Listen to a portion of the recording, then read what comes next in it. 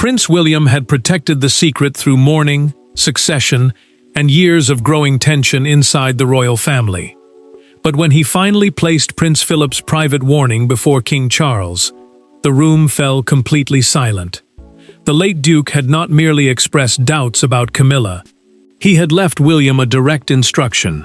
If her influence ever threatened the stability of the crown, the future king must act before Charles lost the power to choose. Before we go deeper into what this really means for the royal family, make sure to subscribe so you don't miss a single update. William kept his hand beside the sealed envelope, unable to push it closer. The prince had carried it since a recorded conversation during Philip's final months, when his grandfather ordered that the warning be preserved in writing. The crown meant the monarch's authority, while succession planning meant preparing how that authority would pass to the next heir. This was not merely a son bringing his father bad news. It was the future king warning the monarch that love, influence, and duty had collided. Charles stared at the familiar handwriting and refused to touch it. He understood what the envelope represented. Philip had trusted William with a final fear he had never placed directly before his own son. The king asked how long the secret had been hidden. William answered quietly. Revealing it felt like betraying Charles, but remaining silent meant abandoning the promise made to his grandfather. Guilt tightened around William as he slid the file forward. Inside was an account containing one chilling sentence. Charles's devotion to Camilla could become his greatest weakness after he inherited the throne.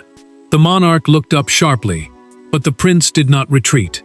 Philip had named 3 warning signs and instructed him to act if one became impossible to ignore. Silence deepened when William revealed the first sign. Camilla must never influence decisions reserved for the monarch and direct heir. The queen consort, the title held by the king's wife without granting her sovereign powers, could advise Charles privately, but Philip feared advice might become control. The prince believed that boundary had been crossed for far too long, placing his father's judgment and the monarchy's future at risk. Charles finally broke the seal. His expression changed before the second page, because Philip had written the name of the incident that began his fear. It was not a rumor or disagreement. It was a confrontation the family had tried to bury. But the true force of Philip's warning could not be understood until Charles faced the painful truth about why his father had trusted William with it in the first place. The document did more than expose Philip's fear of Camilla. It reopened the deepest wound between Charles and William, a wound shaped by Diana's death, years of guarded conversations, and 2 completely different ideas of duty. Charles saw a wife who had endured public hatred to stand beside him. William saw a powerful royal figure, whose ambitions now appeared to match the exact danger his grandfather had predicted. Charles pushed the file away and rose without speaking. For decades, the king had defended Camilla against anger, judgment, and the memory of Diana, convincing himself that her eventual acceptance into royal life had healed an old national wound. The monarchy, the institution built around the sovereign and the line of succession, could not survive endless conflict. Yet William understood that peace meant nothing if it depended on ignoring a threat to the future crown. Pain replaced anger as Charles turned away from his son. He said Philip had never understood what it cost to choose between duty and love, and the words carried years of resentment. His father's approval had always felt distant. Now, even after death, the late Duke seemed to be judging the one relationship the king had fought hardest to protect. Camilla had survived public humiliation beside him, and Charles could not accept that her loyalty was being reduced to ambition. William lowered his voice when he saw grief settle across his father's face. He reminded Charles that Philip had spent his own life surrendering freedom, identity, and personal wishes to support the monarch. The prince did not defend every judgment his grandfather had made, but he refused to call the warning cold. Diana's death had already taught him what happened when private pain and royal pressure became impossible to separate. Catherine and the future of their family now gave him another reason to speak. Tension deepened as William opened the documented account from Philip's final months. It described private gatherings where Camilla had spoken with growing confidence about royal appointments and the structure of William's future household. A royal household is the team of advisors and staff supporting a senior family member. Catherine's role, access, and ceremonial standing could all be shaped by those decisions, which meant the concern was not personal rivalry. It was about control over the next reign. Charles finally faced his son again. William then revealed the question Philip had asked during their last recorded conversation. Would the king defend the crown if protecting it meant disappointing Camilla? The monarch demanded evidence that she had ever crossed that line. The prince paused, knowing the answer would reopen a night several senior royals had tried to forget. Charles returned to his chair, placed one hand beside the file, and quietly said, "Tell me what he saw." William then returned to the moment Philip had never forgotten. The evening when one private conversation transformed unease into a warning meant to survive him. The point of no return came during a private Windsor dinner held after a major royal ceremony. The public event had ended without controversy, but behind closed doors, Camilla made a request that stunned Philip.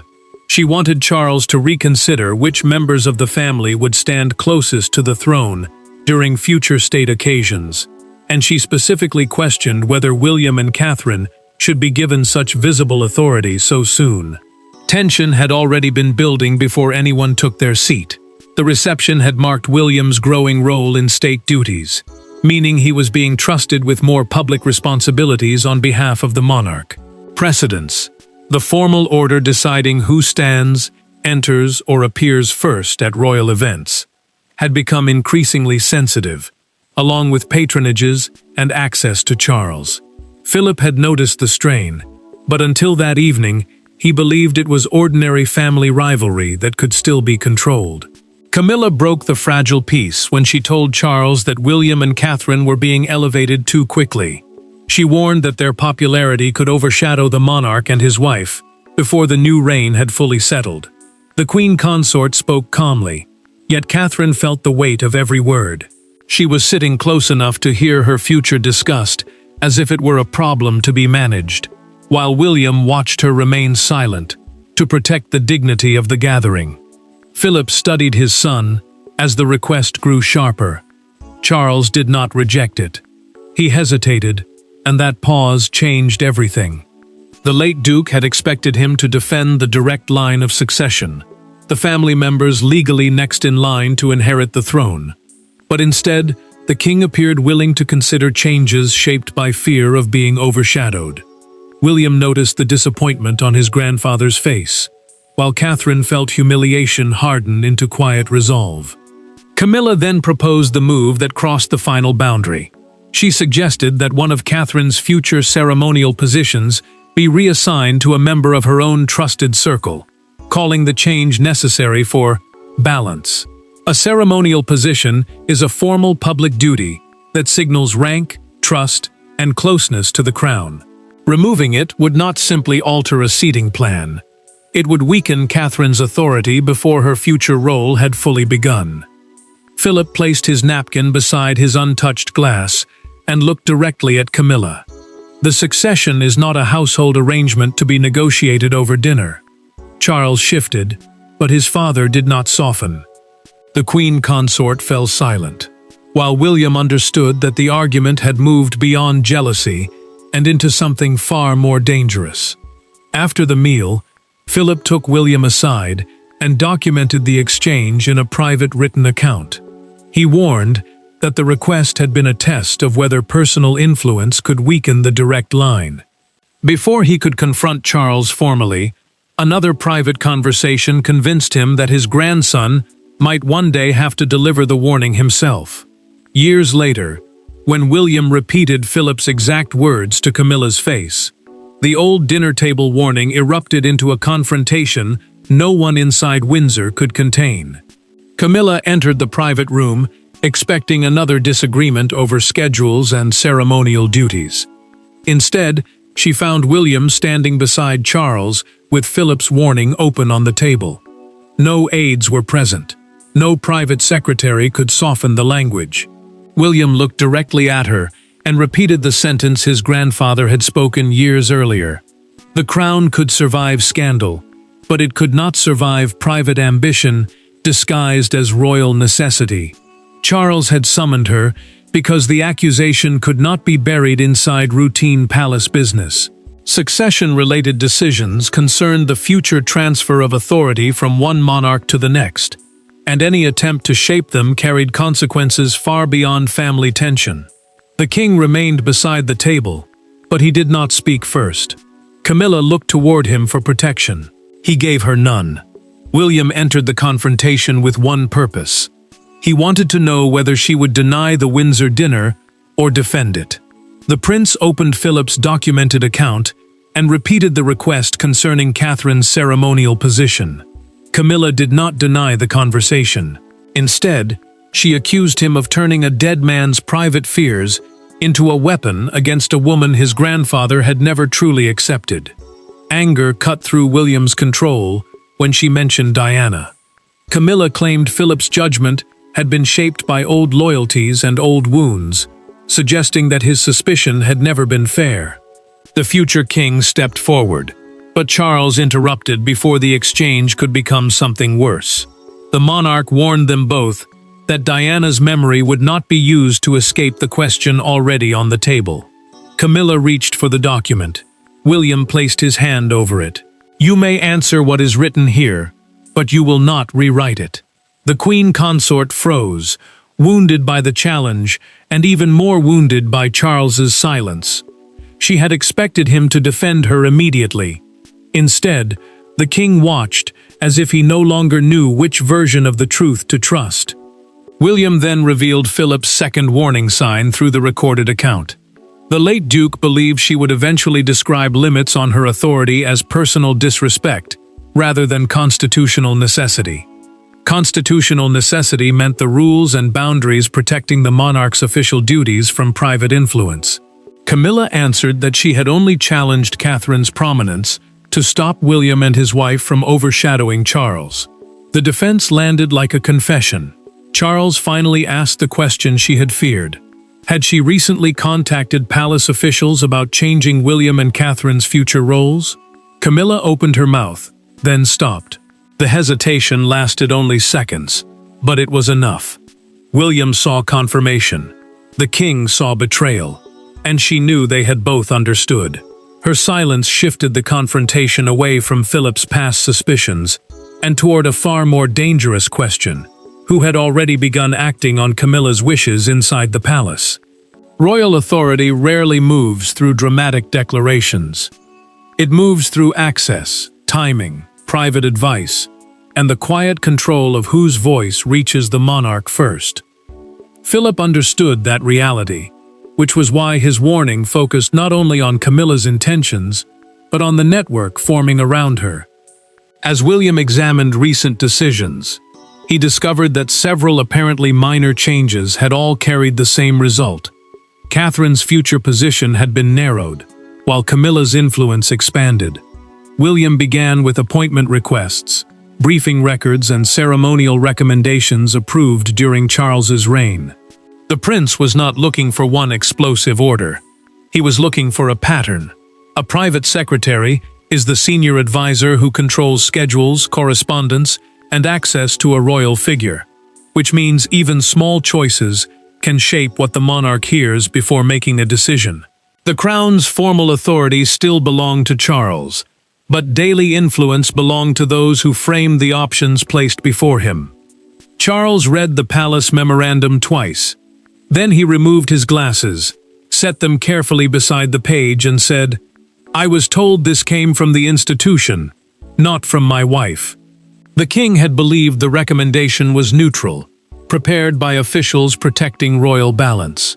Instead, the written record showed that Camilla's office had first requested a review of which royal women would receive priority at future state events. The discovery wounded him because it suggested his trust had been managed rather than respected. Sophie carried the next truth into a private conversation with William.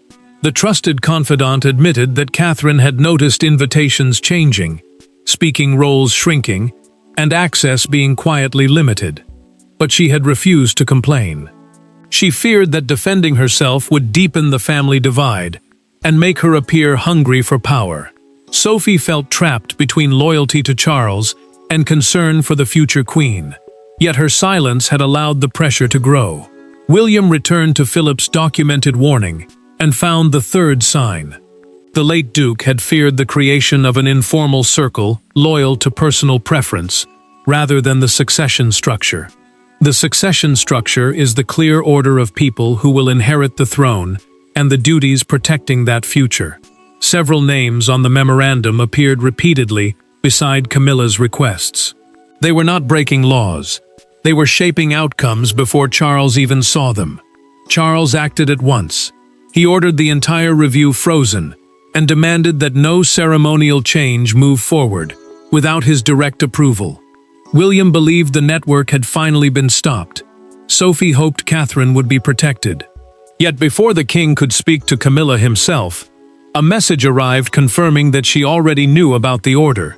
Someone inside the household had warned her. The king's order stopped the machinery for a moment, but it could not stop the emotional fallout that began the instant Camilla learned Charles had acted without consulting her. The first consequence was not public. It unfolded behind a closed door, when Camilla learned that Charles had suspended every proposed change connected to her office. She read the order in silence, folded the paper once, and dismissed her staff. For the first time since becoming queen consort, she understood that the king had placed the authority of the crown between them, and that William's revelation had changed how Charles viewed every piece of advice she offered. Camilla removed a royal briefing folder from her desk, placed it inside a drawer, and closed it firmly. A royal household is the team of advisors and staff supporting a senior member of the family, and her office had now been excluded from discussions involving succession, William's future staff, and Catherine's ceremonial duties. The order described the move as a temporary safeguard, not a punishment, while earlier recommendations were examined. She did not believe that distinction for a moment. Anger quickly gave way to abandonment. Camilla believed Charles had allowed Philip's judgment to enter their marriage from beyond the grave, turning an old suspicion into a living wall between them. The queen consort had spent years standing beside the king through public hostility, yet now he appeared to doubt whether her counsel had ever been separate from ambition. She instructed every member of staff to leave, then remained alone with the folded order. Charles felt the cost before the day ended. Camilla refused to attend their scheduled private dinner and sent back a short message, saying she needed time alone. The monarch sat opposite an untouched place, knowing his decision had protected the institution, while wounding the person closest to him. That mattered, because every future judgment would now be tested against two loyalties: the wife he loved and the crown he had sworn to defend. The crisis deepened when a courtier gave William a documented statement admitting that confidential updates had been passed to Camilla. Staff had assumed her approval was effectively equal to the king's, even when no formal authority had been granted. William immediately understood Philip's deeper fear. One request had never been the true danger. The danger was blurred boundaries becoming normal, until no one remembered where advice ended and power began. Catherine refused to celebrate. She told William that exposing the network could not become a personal victory, because humiliation would only harden Camilla and isolate Charles further. The prince listened as his wife reminded him that protecting the future crown also meant preventing the family from tearing itself apart. Her warning reached him where Philip's document could not. William finally saw the only path left: no files, no advisors, no inherited accusations. He would have to speak to his father as a son before the king disappeared completely behind duty. With the palace divided and his father isolated, William understood that Philip's warning had done enough damage unless someone finally spoke, without hiding behind rank, history, or duty. The turning point came without ceremony. William found Charles alone after midnight, with Philip's warning closed beside him, and no advisors waiting outside. For once, they did not speak as monarch and heir. They spoke as a father who feared losing his wife, and a son who feared losing his father, to the same emotional blindness Philip had predicted. In that unguarded conversation, anger finally gave way to truth. William left the document untouched. He did not want Charles to obey a dead man's instruction simply because it carried Philip's name. The prince wanted his father to decide for himself, because a monarch is the person who holds the crown's formal authority and must accept personal responsibility for every choice made in its name. If the king acted only from guilt, the boundary would never hold.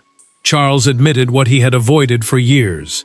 His roles as husband and sovereign had become dangerously entangled, especially whenever protecting Camilla was described as protecting the monarchy. The king understood why that confusion mattered. A private marriage could survive compromise, but the crown could not allow affection to decide the future authority of William, Catherine, or their children. William then confessed why he had delayed revealing the warning.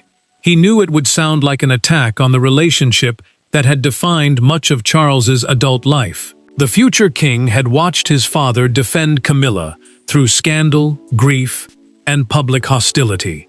He feared that opening Philip's file would make every old wound bleed again. Yet silence had begun to feel more dangerous than confrontation.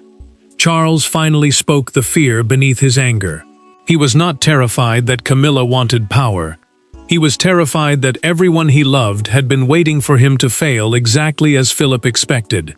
The monarch wondered whether his father had ever believed he could place duty above emotion.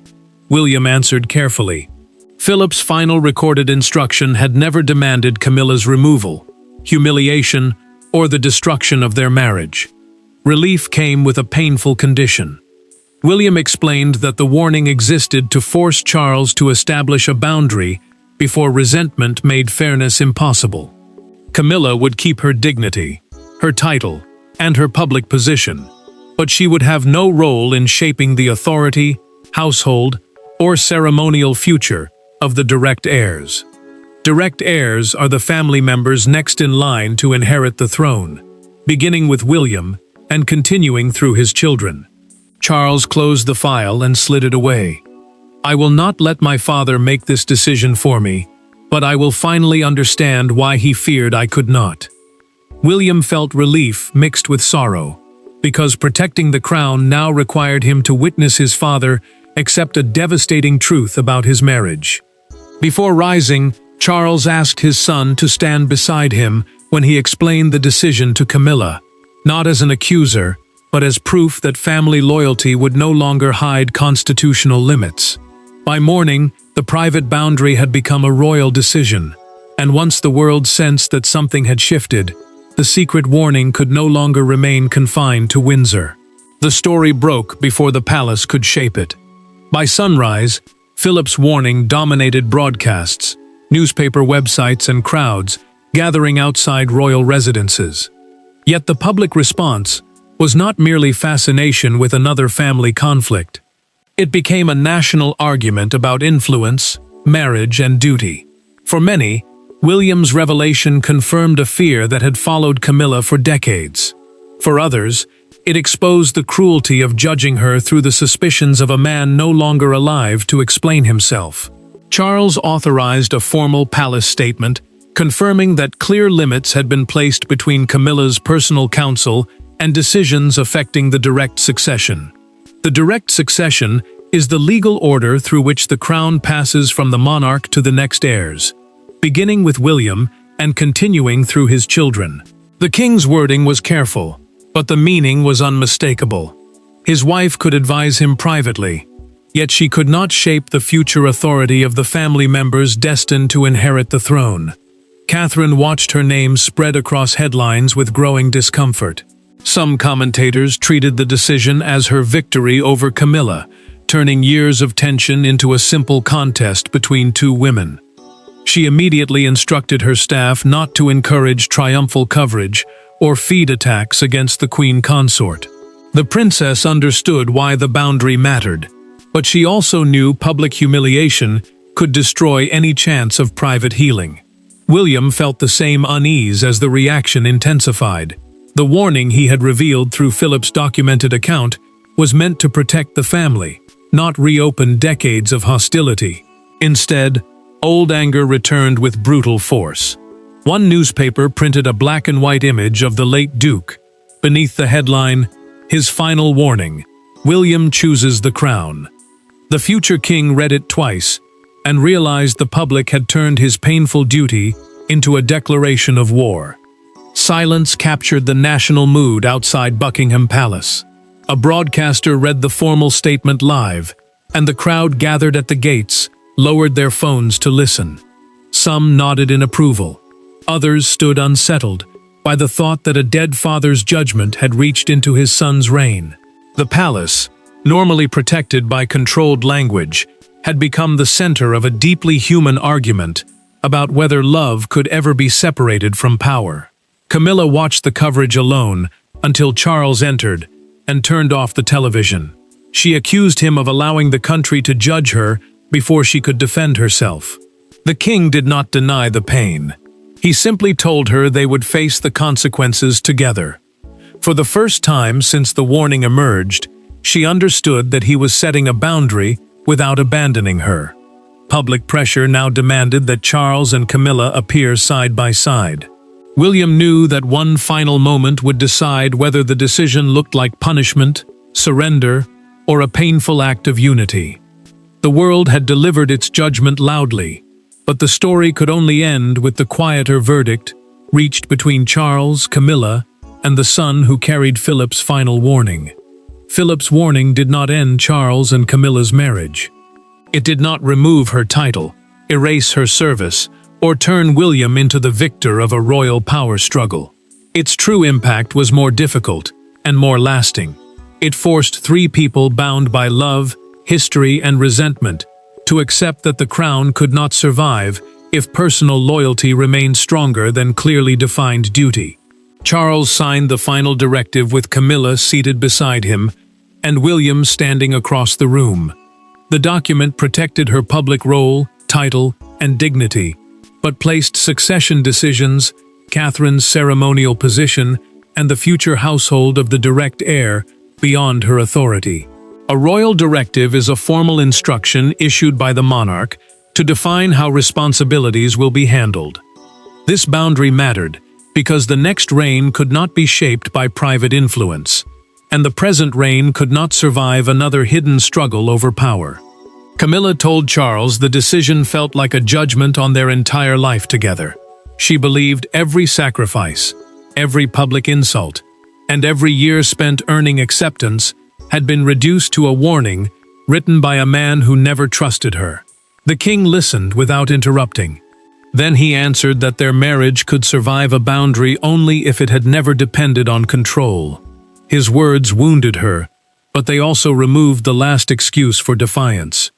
William offered no apology for revealing Philip's documented warning. The prince acknowledged the pain it had caused, yet he told Camilla that his purpose had not been revenge for Diana, punishment for the past, or victory over her position. He had acted to protect Catherine, his children, and the future crown from a conflict that had already begun shaping decisions behind closed doors. The queen consort heard him fully this time. Charles opened the final page and read Philip's handwritten line aloud.